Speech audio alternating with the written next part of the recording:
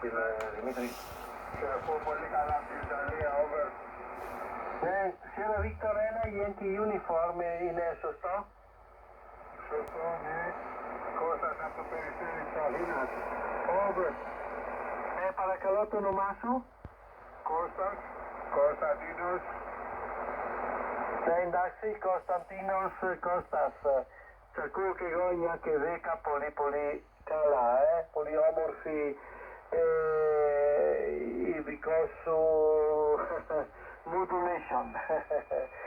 Εντάξει, τώρα πρέπει να κλειδώνω και πάω στην 80 μέτρα 3.650, εντάξει. Εντάξει, Δημήτρη. Πες μου από πού μιλάς. Εδώ μιλάω με το 700. Αυτό έχει καλή διαμόρφωση. Έτσι το λένε, καλή διαμόρφωση. Λοιπόν, πες μου από ποια πόλη μιλάς. Δημήτρη, over. Εγώ μιλάω από Βόρειο Ιταλία. Είμαι κοντά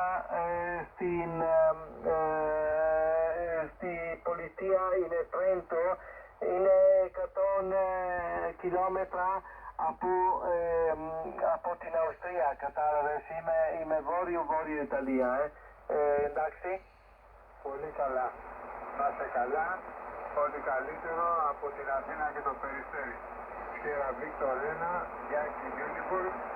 Δεν θέλω τίποτα άλλο. Και άμα βγεις εκεί θα σε ακούσουμε και στα 80 μέτρα. Καλό βράδυ. Κώστας από το Περιστέρι. Over. Εντάξει, Κώστα, πρέπει ακόμα λίγο καιρός, γιατί να ανοίξω όλα τα πράγματα, πρέπει να σταματάω ακόμα 5 λεπτά. Οκ, Δημητρό.